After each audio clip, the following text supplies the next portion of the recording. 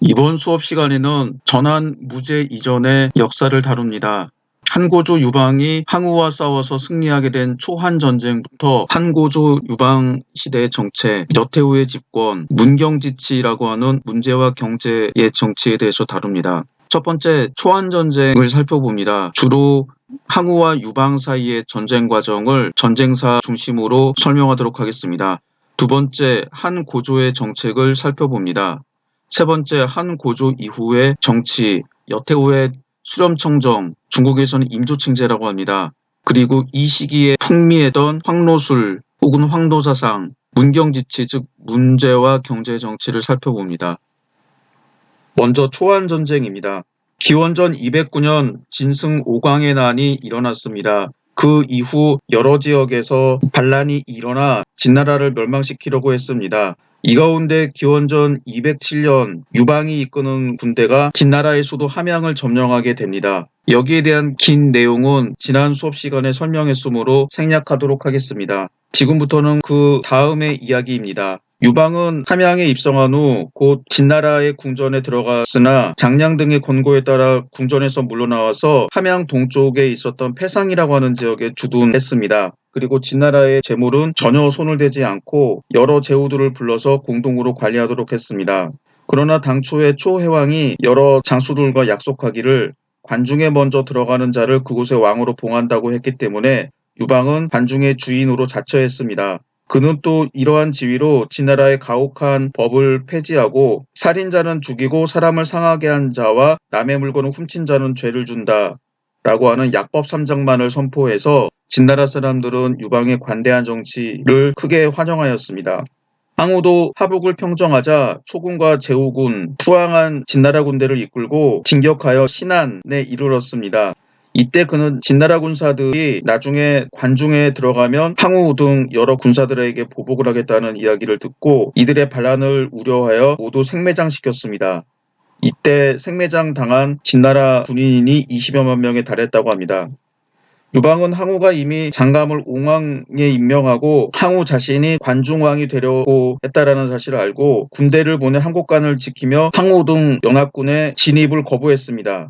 이에 항우는 함곡관에 도착해서 들어갈 수 없게 되자 크게 화를 내면서 함곡관을 점령하고 홍문 지역으로 진격하여 유방과 40여리 떨어져 있었습니다. 이때 항우의 군대는 40만 명이었고 유방군은 그 절반에 지나지 않았습니다. 이때의 에피소드에 대해서 살펴보도록 하겠습니다. 항우의 군대가 홍문에 있을 때 항우의 모사였던 범정이 항우에게 간언하였습니다. 패공이 일찍이 산동에 있을 무렵 남의 재물을 취하고 여자를 좋아하는 무례아이였습니다. 그런데 관중에 들어와서는 재물을 취하는 일도 없고 여자를 가까이 하지도 않으니 이것은 그의 사람됨이 결코 작지 않다는 증거입니다. 제가 사람을 보내내 그의 기상을 살피게 했는데 천자의 기상이 있다 하니 이를 놓치지 말고 하루라도 빨리 처치하십시오. 항우는 범증의 말을 듣고 고개를 끄덕였습니다. 항우의 진영에 항백이 있었습니다. 항백은 항우의 숙부로 장량이 망명생활을 보내고 있을 때 같이 망명생활을 하면서 장량의 신세를 진 적도 있었던 사람입니다. 항백뿐만 아니라 그의 일족이 모두 장량의 신세를 졌습니다. 항백은 범증의 말을 듣고 장량의 일이 걱정되었습니다. 내일이면 유방의 군대가 전멸될지도 모르니 장량 또한 생명이 위태로웠습니다. 신세진 의리를 생각해서라도 그대로 앉아 있을 수는 없었습니다. 항백은 그날 밤 몰래 말을 몰아 유방의 본진이 있는 패상으로 달려가 장량을 만났습니다. 내일이면 패공의 군대는 묵사발이 되네. 항우의 40만 군대가 급습하기로 되어 있거든. 나와 함께 도망가는 것이 어떻겠나? 라고 장량에게 말했습니다. 장량은 침착한 태도로 말했습니다. 도망칠 수 없습니다. 신은 유방으로 하여금 한나라의 만국하늘을 풀었습니다. 이제 패공, 유방을 지칭합니다. 께서 위급한 상황에 처해 있는데 패공을 버리고 떠나는 것은 의리가 아닙니다. 이 일을 패공에게 빨리 알려드려야겠습니다. 장량이 패공에게 자초지종을 이야기하니 유방은 항백을 맞아들여 친히 술을 권하면서 말하였다. 내가 관중에 들어온 후 모든 것에 털끝만큼도 손댄 일 없이 관리와 백성들을 위로하고 궁전의 보물창고와 부중에 있는 창고를 봉해 놓은 것은 모두 항장군, 즉 항우입니다. 이 오기를 기다리기 위함이었습니다. 또 장수를 보내 함곡관을 지키도록 한 것은 다른 노족들의 침입을 막기 위함일 뿐 어찌 다른 뜻이 있었겠습니까? 이 모두 항장군을 위한 것이었으니 원하옵건대 항백 대인께서는 이러한 나의 마음을 헤아려 항장군에게 잘 말씀드려 오해가 없도록 힘써주시기 바랍니다. 항백은 패공의 말을 듣자 쾌히 허락하고 패공에게 다음과 같이 부탁하였다. 신이 항장군에게 자세히 설명했으니 패공께서도 내일 아침 일찍 오셔서 항장군에게 사죄의 뜻을 표함이 좋을 듯합니다. 유방은 선뜻 내키지 않았으나 장량의 권고도 있고 해서 그렇게 하기로 하였다. 항백은 그날 밤 항우의 본진으로 돌아가 유방을 위해 항우를 설득하였다. 패공이 먼저 함양을 함락시킨 것은 장군을 위함이지 유방 자신을 위한 일이 아닙니다. 그렇기 때문에 보물창고를 모두 봉해놓고 털끝만큼도 손댄 일 없이 장군이 오기를 기다리는 게 아니겠습니까? 이제 장군께서 이처럼 큰 공이 있는 사람을 공격하고자 한다면 이것은 의의가 아닙니다. 장군과 패공이 다 함께 무도한 진나라를 없애고자 하는 것은 의를 위함이거늘 이제 의를 버린다면 이는 백성들의 신망을 잃게 되는 것입니다. 패공을 공격하기보다는 잘 대우하는 것이 이로울 것입니다. 항우는 항백의 말을 듣고 살기 등등했던 기세가 누그러졌다.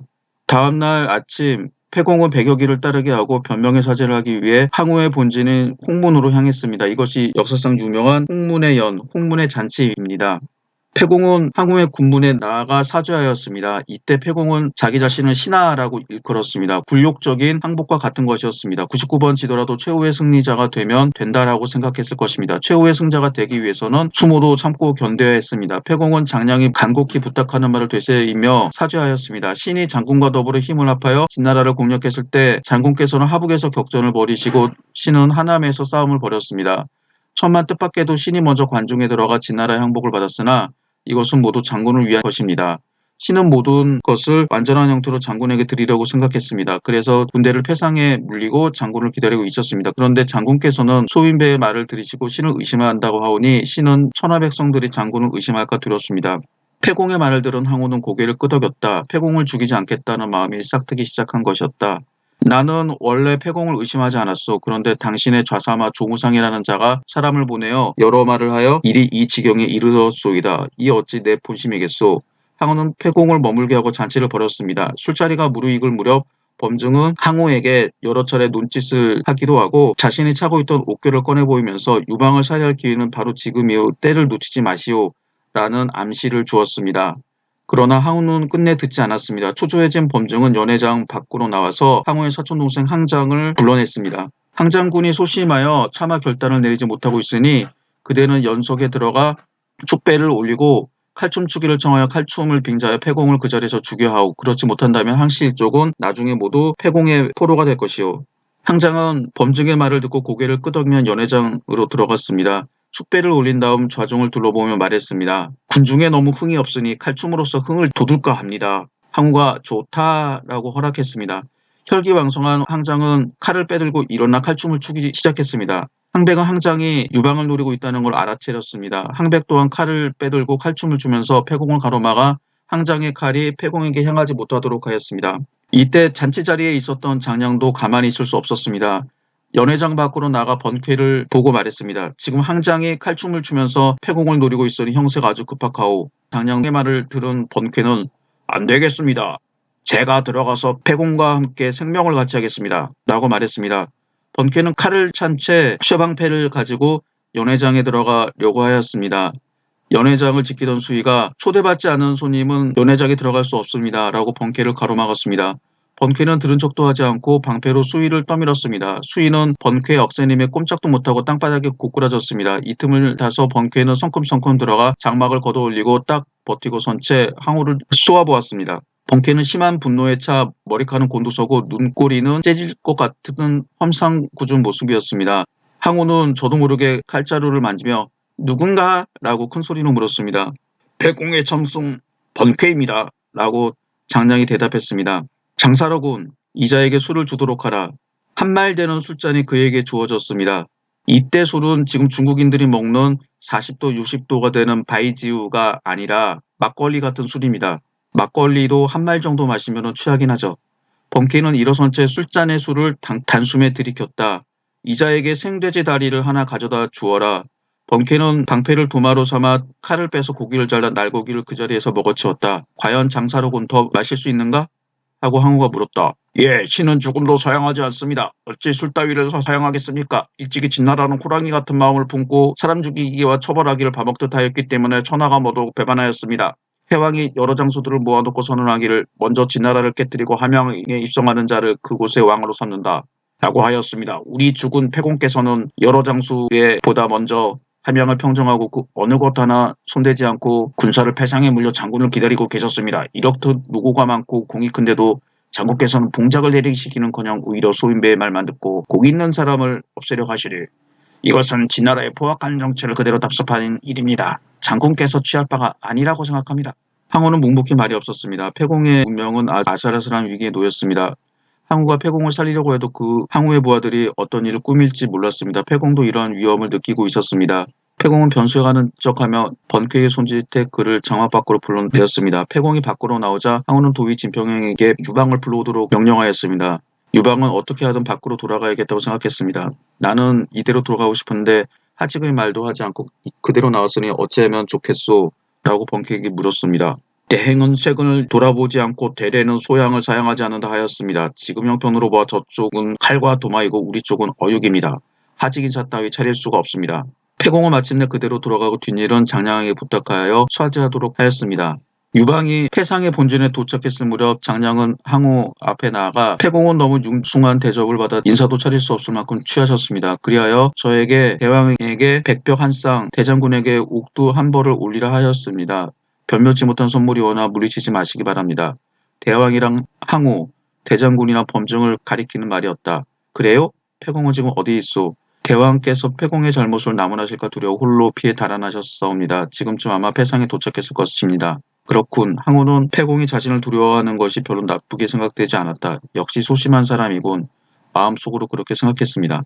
패상으로 돌아온 유방은 조무상을 끌어내어 베어 죽였습니다. 홍문의 장치는 기원전 206년 12월의 일이었습니다. 며칠 후 항우의 40만 대군은 함양을 도륙하여 항복한 진왕 자영을 죽이고 패공이 봉인해둔 금은보화와 비단을 모두 빼앗고 미녀들까지도 거리낌 없이 몰수했습니다. 항우는 궁전에도 불을 질렀습니다. 항우가 질러놓은 불은 함양의 거리를 태워서 3개월 동안 꺼지지 않았다고 합니다. 항우는 당당한 천하의 주인으로 행세했으나 아무도 그에게 항거하지 못했습니다.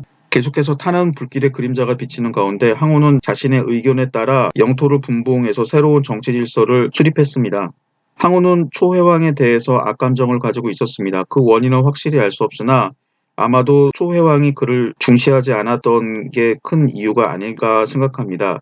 예컨대 그와 유방이 동시에 입관하려 하였으나 초회왕은 이를 허락하지 않았습니다. 또 초나라가 조나라를 구원할 때 초회왕은 항우를 총사령관으로 임명하지 않았습니다. 기원전 206년 정월 항우는 초회왕을 의제로 존중했으나 그에게는 상강 상류의 작은 지역을 주고 침 지역에 도읍을 하도록 하였습니다. 그리고 항우는 서초패왕으로 자처하면서 전국시대 위나라와 초나라 땅 9군을 점령하고 팽성에 도읍했습니다. 이때 과정을 사료로 살펴보도록 하겠습니다. 항우의 분봉. 며칠 후 항우는 군대를 이끌고 서쪽으로 진격하여 함양을 도륙하고 투항한 진나라 왕자 영을 죽이고 진나라의 궁시를 불태웠는데 3개월 동안 타고도 꺼지지 않았다. 그리고는 그 재화와 보물 부녀자들을 차지하고 동쪽으로 돌아오니 어떤 사람이 항왕에게 권하기를 관중은 사방이 산하로 막혀있고 땅이 비옥하니 도읍으로 삼아 패왕이 될 만한 곳입니다. 라고 말하였다. 그러나 항왕은 진나라의 궁실이 이미 모두 불에 다 타버렸고 또 마음속으로 고향이 그리워서 동쪽으로 돌아가려고 하여 말하기를 부귀한 뒤에 고향에 돌아가지 아니하는 것은 비단길을 잇고 밤길을 가는 것과 같으니 누가 그것을 알아주리오라고 말하였다. 여기서 나온 단어가 금의환향입니다. 그러나 항왕에게 권고했던 사람이 말하기를 사람들이 말하기를 초나라 땅의 사람은 목후가 관을 쓴 격일 뿐이다 라고 하더니 과연 그렇구나. 여기서 목후는 원숭이입니다. 항왕이 그 말을 듣고 그 사람을 팽살하였다. 항왕이 사자를 보내어 회왕에게 보고하니 회왕이 말하기를 약조대로 하라 라고 하였다. 이에 회왕을 높여서 의제라고 하였다. 항왕은 스스로 왕이 되고자 하여 먼저 여러 장상들을 왕으로 삼으며 말하기를 처음에 천하의 난이 일어났을 때 임시로 제후의 후예들을 왕으로 세워 진나라를 토벌하였다. 그러나 갑옷을 입고 무기를 잡고 먼저 거사하여 비바람을 맞으며 들에서 지내기를 3년 만에 마침내 진나라를 멸하고 천하를 평정한 것은 모두 장상 여러분들과 나의 힘이요. 그러나 의제께서는 비록 공은 없으시나 그 땅을 나누어 왕이 되게 함이 마땅할 것이요. 라고 하니 여러 장수들이 모두 옳습니다. 라고 하였다. 이어서 천하를 나누어 여러 장수들을 후와 왕으로 세우는데 항왕과 범증은 패공이 천하를 차지할까 의심하였으나 이미 그와 강화하였고 또 약조를 어기는 것이 꺼림직하고 제후들이 그를 배반할 것이 두려워서 은밀히 모의하기를 파촉은 길이 험하고 진나라의 유배자들이 모두 촉에 살고 있다 라고 말하고 파와 촉 역시 관중의 땅이다 라고 말하고는 유방을 한왕으로 세워서 파촉 한중의 왕으로 봉하고 남정에 도읍하도록 했다. 그리고 관중을 셋으로 나눠서 항복한 진나라 장수들을 왕으로 삼아서 한왕을 견제하도록 했으니 항왕은 장암을 옹왕으로 삼아서 함양 서쪽의 왕으로 봉하고 패고에 도읍하도록 하였다. 또 장사 사마은은 본디 역양의 옥연이었으나 항양에게 은혜를 베푼 적이 있었고 도의 동예는 본디 장암에게 초나라에 투항할 것을 권유하던 자였으므로 사마흔을 세왕으로 삼아 함양의 동쪽에서 황하에 이르는 지역을 봉지로 주고 역양을 도읍으로 삼도록 했으며 동예를 적왕으로 세워서 상군의 왕으로 삼았고 고노에 도읍하도록 하였다.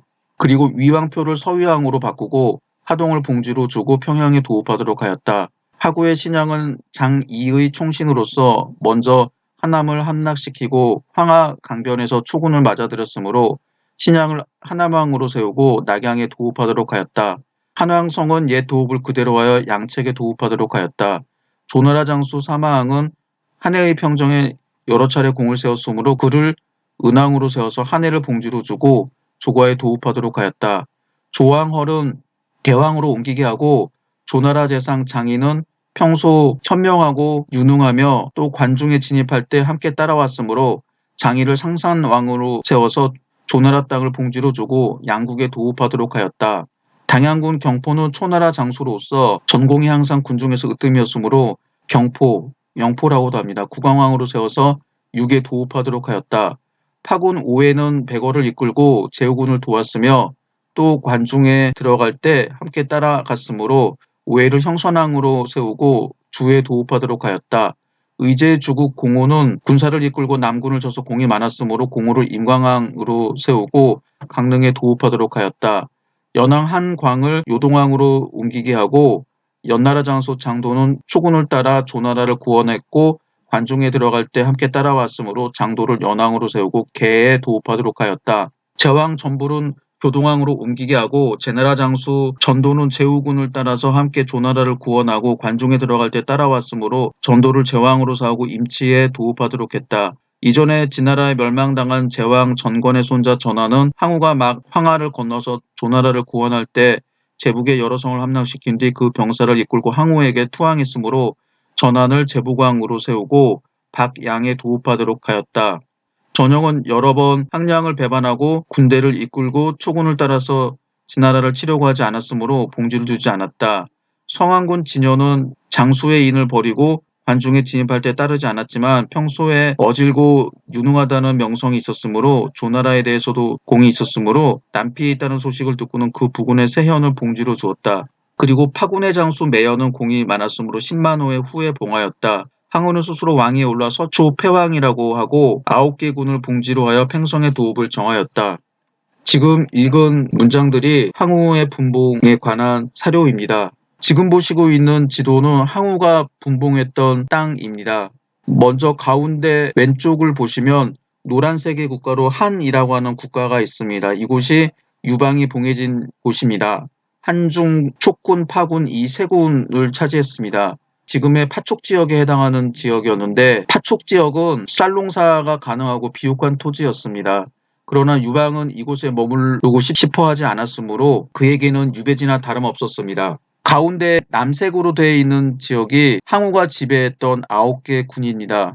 면적은 그다지 넓어 보이지는 않을 수도 있는데 지금의 강소성, 안위성 북부, 하남성 동부, 절강성 북부에 해당하는 지역인데 당시에 중국의 중심 지역을 차지하고 있었습니다.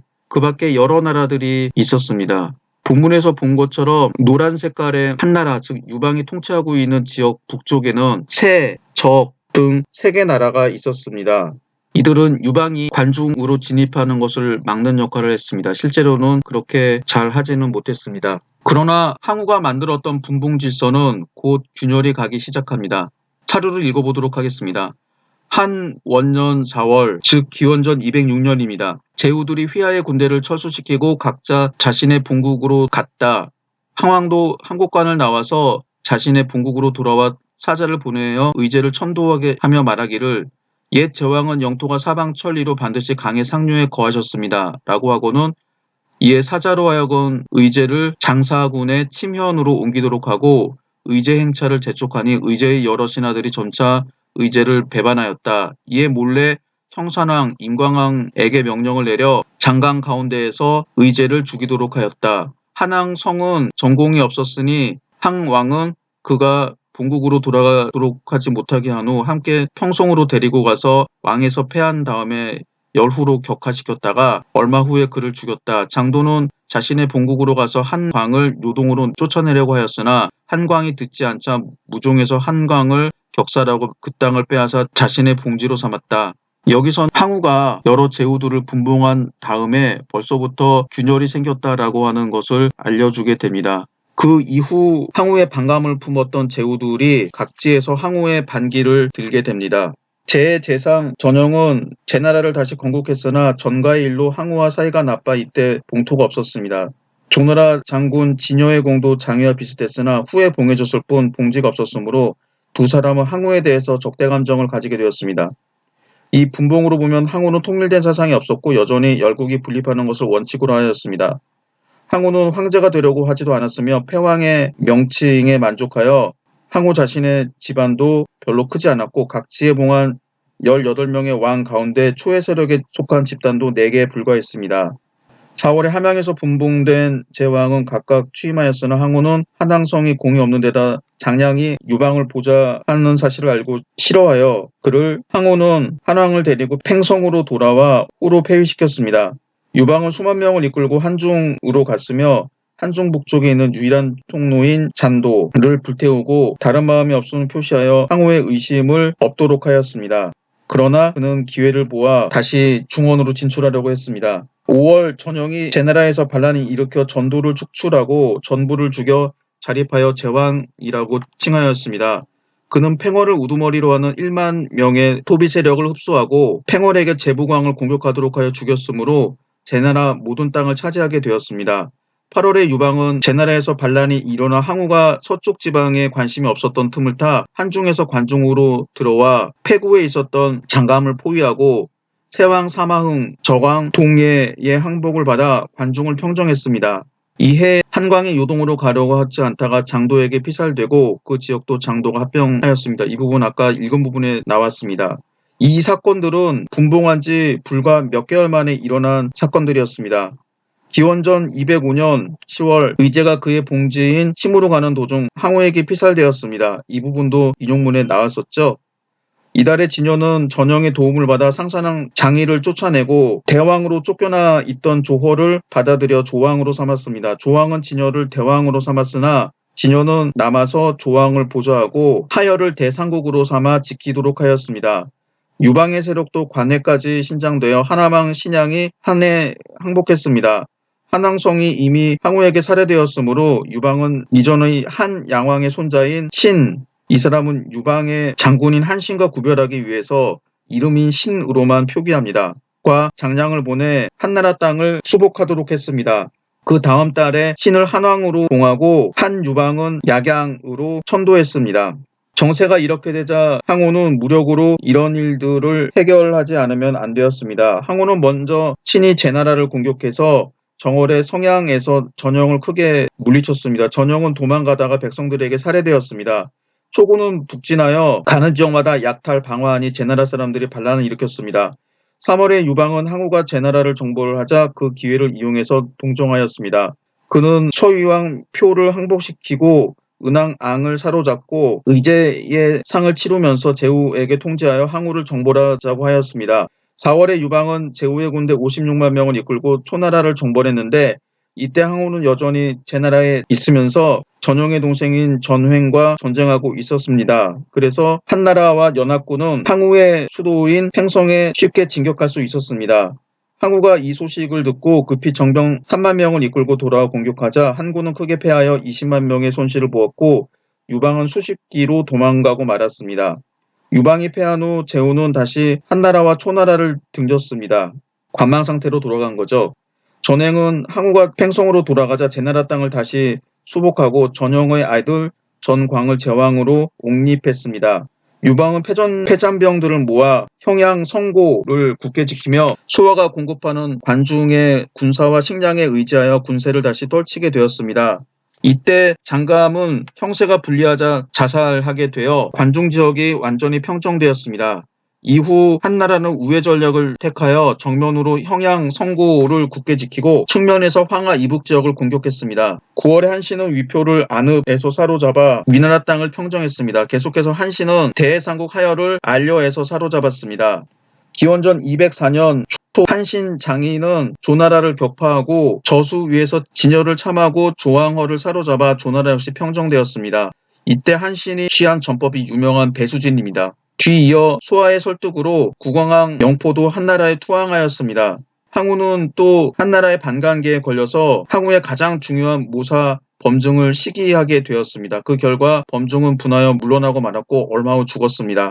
이는 모두 항우에게 큰 손실이었습니다. 그러나 초군의 정면 공격은 대단히 맹렬하여 5월에 한나라는 형양 성고를 잃고 유방은 조나라로 도망하여 한신 장의의 군대를 빼앗아 한신에게 동쪽으로 제나라를 공격하게 하고 자신은 남쪽으로 내려와 다시 전쟁할 기회를 엿보고 있었습니다. 항우는 계속 서쪽으로 나아가려고 하였으나 팽월의 난으로 돌아갔습니다. 팽월은 유방이 처음 동진할 때 한나라에 항복하여 하는 그를 위상국으로 삼았습니다. 팽월은 초나라와 유격전을 벌이면서 초나라 군대의 시중 즉 식량과 무기 운송을 끊었습니다. 항우가 한나라 군대를 공격하자 다시 이 기회를 이용해서 위나라 땅인 추양, 외황 등 17성을 빼앗아 초군의 군량을 불태워서 항우는 회군할 수밖에 없었고 다시 게릴라전을 펼치는 팽월 일당들을 토벌할 수밖에 없었습니다. 기원전 203년 초 항우는 팽월이 탈취했던 10여 성을 수복하였으나 성고는 한군에게 뺏겼습니다. 이어서 한신도 제나라 땅을 평정하고 초의 원군은 물리쳐 이때 초군은 열세에 빠지게 되었습니다. 그해 말 초나라와 한나라는 화해하여 초, 한 두 나라가 홍구, 지금의 하남성 성외 도청 소재지인 정주시에 있습니다. 를 경계로 하여 홍구의 동쪽은 초나라에, 홍구의 서쪽은 한나라에 속하도록 정하였습니다. 항우는 유방에 붙인 태공과 처, 여씨를 귀환시켰습니다. 그들은 유방이 처음 팽성을 점령했을 때 항우에게 포로가 되었습니다. 화약이 성립한 후 항우는 동쪽으로 돌아갔습니다. 유방은 장량 등의 강권으로 기원전 202년 10월 초 귀환하는 항우를 공격했습니다. 뒤통수를 친 거죠. 그리고 한신과 팽월이 함께 진격해서 12월에 한군은 폐하에서 항우를 포위했습니다. 이때 사건이 유명한 사면초가입니다. 기원전 203년 9월 두 나라 군대는 홍구를 경계로 천하를 양분하고 인지를 돌려보냈습니다. 홍구는 전국시대에 만들어진 인공운하로 황하와 회화의 두 강을 연결한 강이었습니다. 지금도 하남성 정주시 형양현에 폭 300m의 흔적이 남아있으며 홍구 양쪽 산 위에는 한왕의 진영과 항우의 군영 유적이 남아있다고 합니다. 강화의 조건에 따라 항우는 무장을 풀고 동쪽으로 향했습니다. 유방도 서쪽으로 돌아가려고 하자 장량과 진평이 유방에게 진언하였습니다. 지금 한나라는 천하의 태반을 차지하고 있고 제후들이 다 복종하고 있습니다. 반면에 초나라는 군사가 필요하고 군량이 다 떨어졌습니다.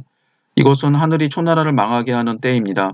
이런 기회에 초를 치지 않는다면 호랑이를 길렀다가 잡아먹히는 꼴이 됩니다. 지금 항우를 놓아보냈다간 나중에 우리가 대항할 수 없을 만큼 큰 세력으로 자랄 것입니다. 유방은 이 말을 듣고 군대를 동쪽으로 돌려 양하 남쪽까지 항우군을 추격했다가 일단 멈추고 한신과 팽월에게 사자를 보내서 각각 그들의 군대를 이끌고 고릉에서 합류하여 초나라를 치도록 하였습니다. 유방의 군대는 고릉까지 진격했으나 아무리 기다려도 한신과 팽월의 군대는 도착하지 않았습니다. 이 사이 초나라는 한나라 군대를 공격해서 한군을 격파하니 유방은 고릉성으로 도망쳐 참호를 깊게 파고 굳게 지켰습니다. 한신과 팽월의 군대가 오지 않았으니 그 이유가 무엇이오? 한왕은 낙담하여 장량에게 나무로 라듯 물었습니다. 제 나라를 깨뜨린 후 그들에게는 아직 어느 땅을 주겠다는 약속이 없으니 그들이 오지 않는 것은 당연한 일입니다. 대왕께서는 이들에게 영지를 베어주고 천하를 함께할 뜻을 밝힌 다음에야 그들이 군대를 거느리고 올 것입니다. 그러니 수양에서 북쪽으로 곡성에 이르는 땅을 팽월에게 주고 진에서 동쪽으로 바다에 이르는 땅을 한신에게 영지로 주시옵소서. 그렇게 하여 그들로 하여금 각자 책임을 지어 싸우게 하시면 쉽게 초나라를 깨뜨릴 수 있을 것입니다.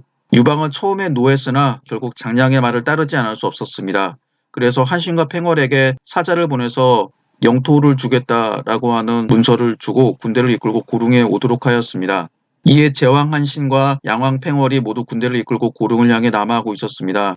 이때 초나라 대사마 주운이 초나라를 배반하여 육이라는 지역을 점령하고 국왕의 군대를 이끌고 육가와 경포를 따라 수춘으로부터 진격해서 성보를 무찌르고 해야에 이르렀습니다. 항우는 해야에 진을 치고 한나라 군대와 대치하였습니다. 이때 항우의 군대는 10만이었습니다. 한신은 자기가 가진 모든 병력과 제후들의 군대를 모두 합쳐서 30만에 이르는 군대를 몸소 지휘하였습니다. 좌익은 그의 부하 공장군, 우익은 부하 비장군, 그리고 유방의 본진 후방에는 강후와 시장군이 따르고 있었습니다.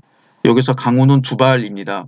한군은 여러 겹으로 해하의 항우진지를 포위했습니다. 성내 군량은 거의 바닥나고 사기는 떨어져 탈주병이 속출하였습니다.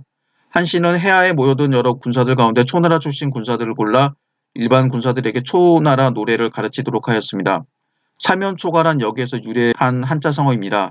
사면에서 자기 고향, 즉 초나라의 노래만 들려온다는 말로 자기가 도와야 할 고향 군사들이 모두 한나라 군대에 가담하여 고립무원의 지경에 빠진 상태를 말합니다.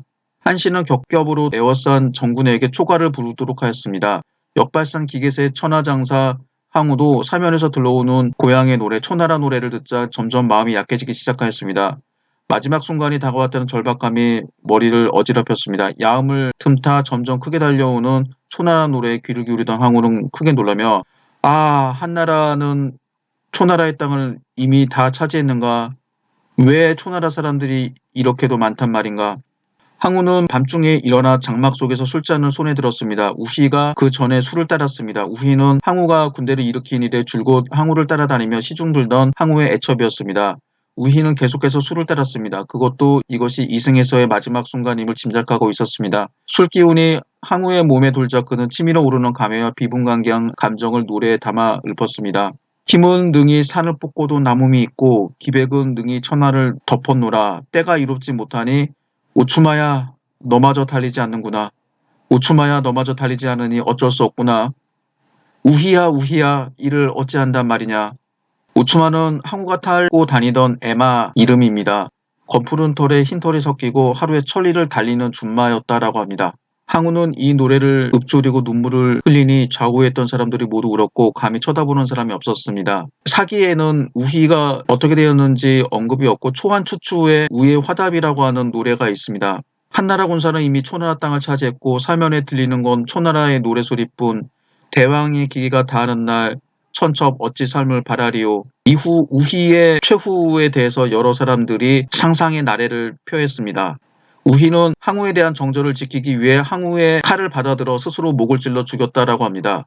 또 항우가 자기로 인하여 번뇌할까 두려워해서 자결했다고 합니다. 또 다른 사람들은 항우가 우희에 대해 미련을 갖는 것을 막기 위해 우희의 목을 쳤다라고 말하기도 합니다. 그 후 우희의 무덤에는 가냘픈 풀이 싹 터서 자라니 후세 사람들은 이 풀을 우미인초라고 불렀던 설도 있습니다. 어쨌든 간에 자리를 박차고 일어난 항우는 큰 소리로 자 포위망을 뚫고 남쪽으로 가자라고 외치며 오추마에 올라탔습니다. 휘하에는 선발된 장사 800기병이 그를 따랐습니다. 때는 아직 깊은 밤이었습니다. 항우는 포위망을 뚫고 남쪽으로 달렸습니다. 날이 셀 무렵에야 항우가 탈출한 것을 안 한나라 군사들은 기병장수 관영에게 5천의 기병을 주어 항우를 추격하도록 하였습니다.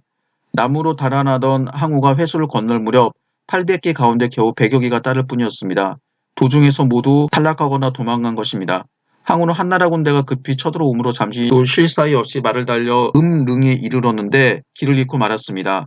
항우의 기병은 어떤 농부에게 길을 물었습니다. 그 농부는 손으로 길을 가리키며 왼쪽으로 가십시오 라고 말했습니다. 항우는 이 농부가 길을 속여서 가르쳐준 사실을 얼마 후에 알았지만 그때는 당장 믿을 수밖에 없었습니다. 농부가 가르쳐준 길로 가다가 늪지대에 빠져버렸습니다. 더 갈 수가 없어서 다시 돌아와 동쪽으로 달렸습니다. 이렇게 시간을 보내는 사이 한나라의 기병대는 더욱 가까운 거리까지 추격해 왔습니다. 항우가 동성에 이르러 따라온 자를 살펴보니 겨우 28명의 기병이 지나지 않았습니다. 항우는 말을 멈추고 스스로 생각해 보았습니다. 5천의 기병이 바짝 쫓아오고 있는데 우리는 겨우 28기에 지나지 않는다. 아무리 생각해도 빠져나갈 구멍이 없구나. 이렇게 생각한 항우는 28개의 병사들을 향해 말했습니다. 내가 군대를 일으킨 후 오늘에 이르기까지 8년이 되었다. 그동안 70여 회의 싸움에서 한 번도 패해본 적이 없는데 지금 이 같은 공경에 처했으니 이것은 하늘이 나를 망하게 하려고 하는 것이지 결코 싸움을 잘못한 죄가 아니다. 나는 이제 죽음을 각오했다. 마지막으로 한나라 군대의 포위를 무너뜨리고 장수를 베고 깃발을 쓰러뜨려 삼성을 거두어 그대들로 하여금 하늘이 나를 망치게 하려는 것이지 싸움을 잘못한 죄가 아님을 보여주리라 하고 한나라 장수 한 사람과 도위 한 사람을 베어 죽이고 수백 명의 한나라 군사를 죽였습니다. 그러자 그의 부하들이 모두 감탄하여 땅에 엎드렸습니다. 이에 항우는 동쪽으로 오강을 건너려고 하였습니다. 오강의 정장은 지금의 파출소장에 해당하는 지방의 치안을 담당하는 관직입니다. 배를 대고 항우 일행을 기다리고 있다가 항우에게 말했습니다.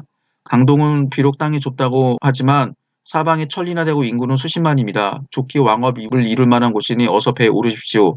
항우는 웃고 나서 하늘이 나를 망치려 하는데 강을 건너 무엇하랴.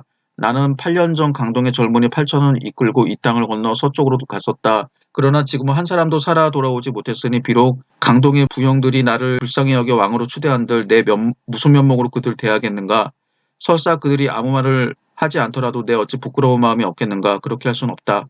항우는 오강의 정장을 향해 나는 당신이 장자임을 알겠소. 이 말은 내가 5년 동안 하던 말인데 하루에 천리를 달리는 천하에도 없는 준마요. 차마 죽일 순 없으니 그대는 이 말을 받아주시오. 라고 말하고는 오추말을 그에게 넘겨주었다. 항우는 부하들을 돌아보며 그대들도 모두 말에서 내려라. 칼싸움으로 결전을 벌이리라. 항우와 그의 부하들은 칼을 가지고 추격해오는 한나라 군사들과 접전을 벌였습니다. 항우는 스스로 칼을 잡고 한나라 군사 수백 명을 죽이고 자신도 10여 군데 상처를 입었으나 굽히지 않고 혼전을 벌이던 중 낯익은 얼굴을 보았습니다. 너는 내 친구 여마동이 아닌가? 라고 항우가 소리쳤습니다. 여마동은 항우의 친구였는데 지금은 한나라의 기병 장교로 있었습니다. 여마동은 난처했습니다. 자기를 부르는 소리에 얼굴을 돌리면서 뒤에 있는 왕에게 이 사람이 항우입니다. 라고 소리치며 손가락으로 항우를 가리켰습니다.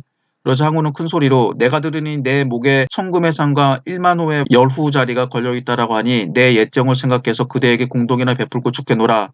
라고 말하고 스스로 마침내 목을 찔러 죽었습니다. 여마동으로부터 항우임을 확인한 왕해가 먼저 항우의 목을 낚아채자 나머지 기병들은 서로 달려와 항우의 시체를 차지하려고 서로 다투며 짓밟아 죽은 자가 수십 명에 이르렀습니다. 결국 항우의 몸은 5동강이 나눠졌습니다. 목을 차지한 왕예는 두연후에 봉해졌고 여마동은 중소후, 양희는 적천후, 양무는 오방후, 여성은 영양후에 봉해졌습니다.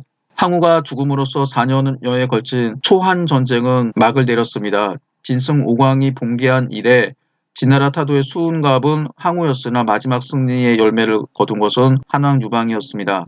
진승 오광이 봉기한 것은 기원전 209년이고 항우가 오광에서 최후를 마친 것은 기원전 202년이었습니다. 항우의 죽음으로 초나라 땅은 거의 평정되었으나 아직 노나라가 항복하지 않았습니다. 한왕은 노나라를 치기 위해 군대를 이끌고 성 가까이 이르고 보니 은은한 풍악 소리가 그리는 소리가 들려왔습니다. 노나라는 예의를 지키고 저리에 죽는 기풍이 있다 하더니 과연 그런 모양이다. 무력으로 항복시키는 것보다 사세로서 설득하여 항복시키는 것이 좋겠다 하고 사자에게 항우의 목을 가져다 노나라 부로들에게 돌려보이고 항복을 설득하였습니다. 이렇게 해서 노나라를 피를 흐르지 않고 항복하였습니다. 한왕은 항우를 노공의 예로서 곡성에 장사 지냈습니다. 왕이 아닌 공, 이때 공은 현의 지방장관을 뜻합니다. 예우를 제대로 갖추진 않았죠. 이때 한왕은 눈물을 슬피하고 항우 일족들은 모두 사면하는 한편 홍문의 위기에서 자신을 구해준 항백을 사양 후에 봉하고 유씨성을 주었습니다. 한왕 유방은 그 길로 정도에 이르러 제왕 한신의 군용에 들어가 그의 군사를 모두 빼앗았습니다. 1월에 제후와 군신들이 모두 한왕 유방에게 황제의 자리에 오를 것을 간청하였습니다. 유방은 형식상 3번 사양한 후 황제의 자리에 오르게 됩니다. 2월 갑오 이래 범수 남쪽에서 황제의 즉위식이 거행되었으니 이로써 한 왕조가 정식으로 출범하게 되었습니다. 한왕 유방은 처음에 낙양에 수도를 정했다가 5월에 장안으로 천도했습니다. 그리고 본격적으로 한나라 시대가 시작됩니다. 마지막으로 초안전쟁의 두 주인공 유방과 항우의 개인적인 면모를 살펴보겠습니다.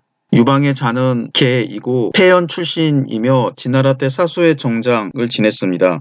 그는 폐에서 군대를 일으켜 점차 병력을 늘린 후 망탕산에 운거하고 있었습니다. 유방이 봉기한 것은 진성이 7월에 대택향에서 봉기한 2달 후인 9월이었습니다. 유방의 인상은 높은 코에 용의 얼굴이고 왼쪽 다리에 72개 사마귀가 있었으며 사람을 아꼈습니다.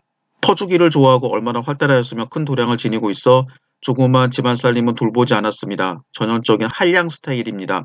그가 일찍이 함양에 가서 부역에 종사하고 있었을 때 시황제의 위풍당당한 거마행렬을 보고 큰 숨을 몰아쉬면서 대장부로 태어나서 한번 저렇게 되어봤으면 하고 탄식했다고 합니다. 담보사람 여공은 당대 유명한 관상가였습니다. 유방의 관상을 본 여공은 유방을 존경하여 제가 많은 사람들의 관상을 보아왔습니다만 당신과 같은 관상을 본 적이 없습니다. 저의 말을 헛되이 생각하지 마시고 원컨대 스스로 자중자애하십시오. 그리고 한 가지 소청이 있습니다. 저에게 불초 소식이 있으니 설거지나 하고 청소하는 아내로 맞아주셨으면 합니다. 라고 말하였습니다. 이에 여공은 그의 딸을 유방에게 주니 이 여인이 나중에 황후가 되었습니다. 여태우입니다. 관상치고는 정말 뚫어지게 본 것이라 할 수 있습니다. 일찍이 시황제가 살아있을 때 항상 동남쪽에 천자의 기운이 서려 있다. 마땅히 그 기운을 눌러야 하겠다라고 하면서 동남쪽으로 순행하여 천자의 기운을 눌렀다고 합니다. 천자의 기운을 누르는 의식은 단을 쌓아 하늘에 제사 지내고 재앙을 없애달라고 기도를 드리는 의식이었습니다.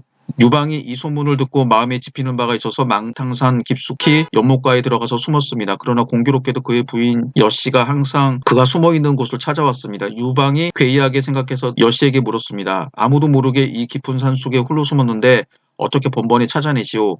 당신 숨은 곳의 위쪽 하늘에는 항상 이상한 구름 기운이 서려 있으므로 그 구름을 보고 당신을 찾았습니다.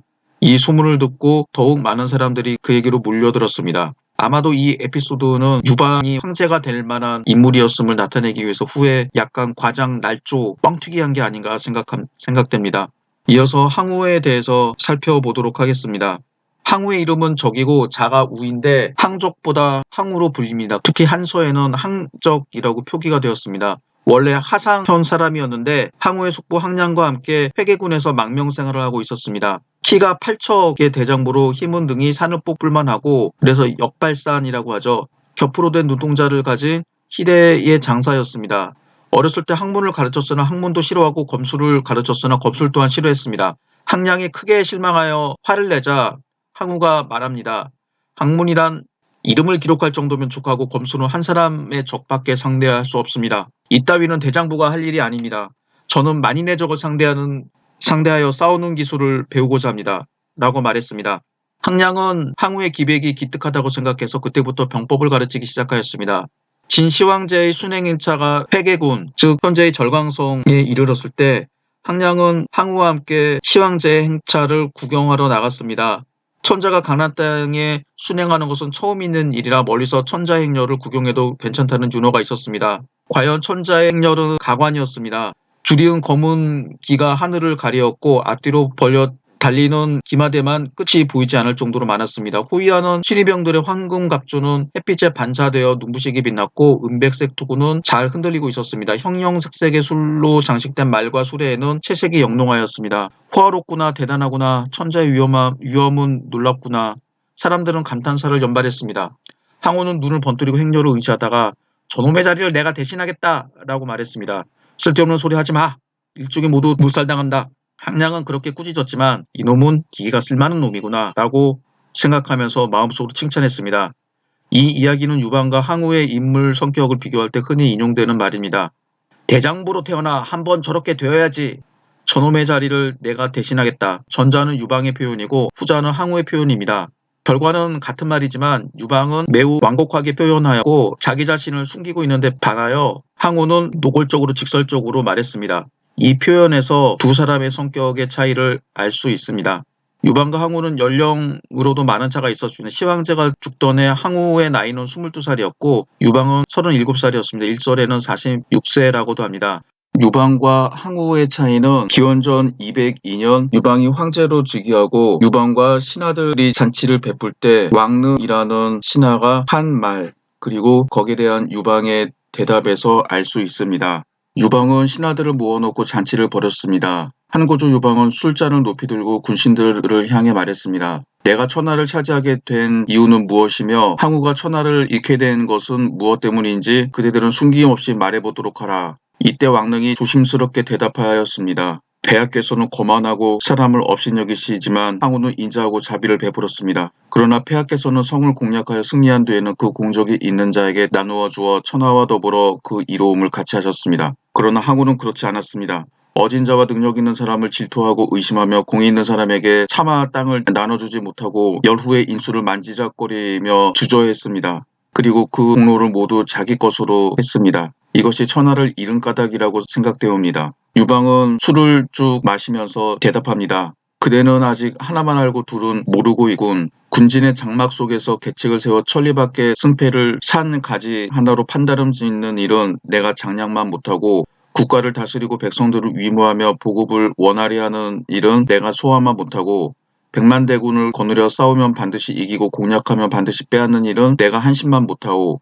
이 세 사람은 모두 인거리오. 나는 이런 인재를 잘 썼기 때문에 천하를 차지할 수 있었던 것이고 항우에게는 홀로 범증 한 사람뿐이었는데 이 사람마저 제대로 쓰지 못했기 때문에 천하를 잃게 된 것이오. 라고 말했습니다. 군신들은 모두 탐복했다라고 합니다. 앞에 있는 에피소드에서 본 것처럼 항우는 자기가 힘이 세고 싸움을 잘한다는 것을 과신했습니다. 그래서 혼자서 수백 명을 죽일 수 있을 정도 일당백, 일당천의 용사였지만 항우를 돕는 사람들은 별로 없었습니다. 항우는 유방의 군대와 함께 성고 형양 일대에서 대치하고 있을 때 유방한테 1대1로 싸우자고 제안한 적도 있었습니다. 1대1로 싸웠으면 당연히 항우가 유방을 10초 만에 죽였겠죠. 유방을 도왔던 훌륭한 신하들이 있었고 유방은 이들을 적재적소에 활용했던 데 반면 항우는 그렇지 못했다라고 하는 게 두 사람의 큰 차이입니다. 성격뿐만 아니라 인재를 다루는 큰 차이였고 이게 두 사람의 승패를 가리게 됩니다. 항우는 대대로 초나라에서 장군을 지낸 명문 출신 가문이었고 바로 항우의 할아버지가 항연이라고 해서 진나라와 싸울 때 끝까지 항전했다 죽은 장군입니다. 유방은 아버지 이름이 한왕조시대 기록에서조차 찾아볼 수 없을 정도로 사기와 한서에서는 태공이라고 부릅니다. 이름 없는 서민, 농민 출신이었습니다. 유방은 중국 최초로 농민 출신으로서 황제 자리에 오른 사람이었습니다.